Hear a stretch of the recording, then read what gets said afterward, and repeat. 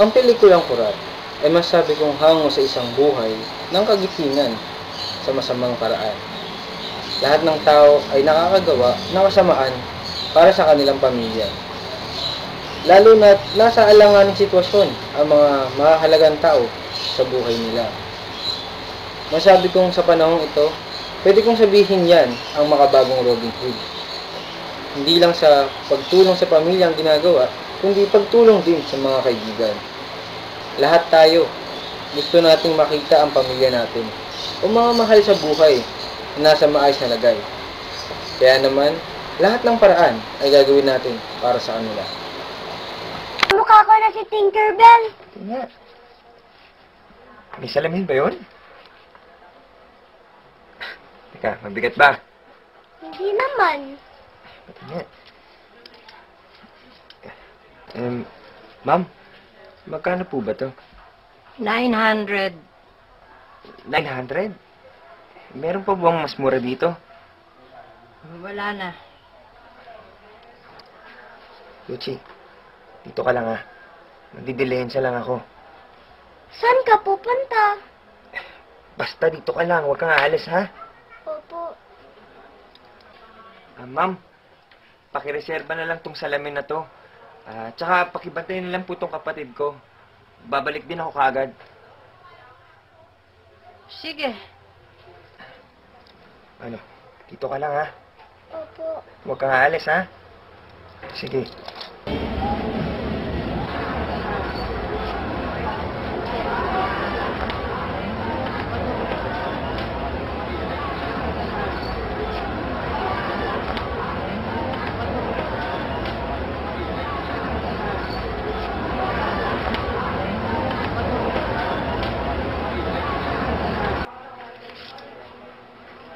Oh, ano? Malabo pa ba tingin mo? Parang nahihilo lang po ako.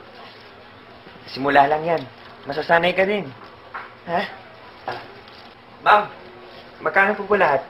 1, 2. 1, 2.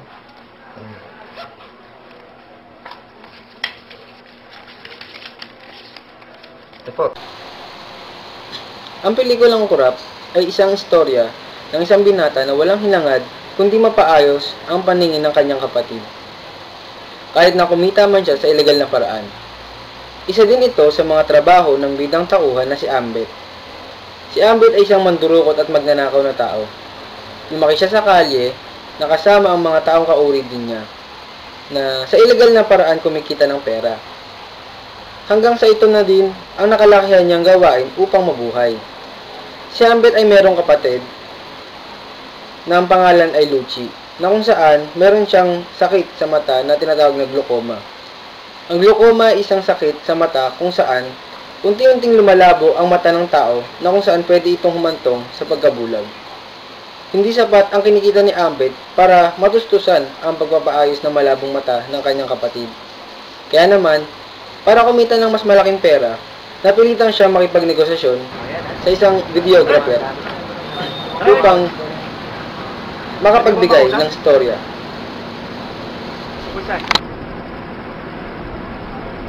Dali lang ha. Bibigat ang racket. Racket? Oo. Kailangan ng sidekick eh.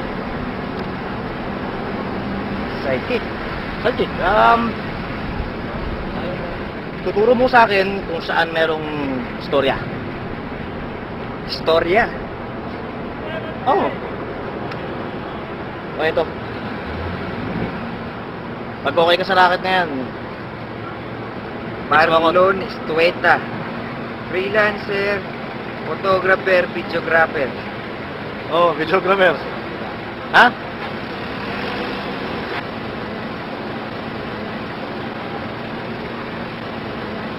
Si.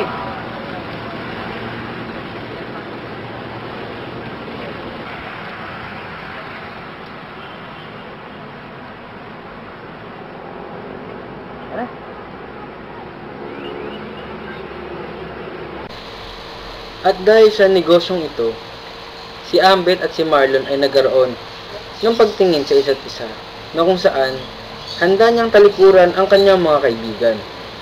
At dahil sa pag-ibig at kasunduan na ito, si Ambet at Marlon ay nagkaroon na engkwentro sa mga taong nakasama ni Ambet.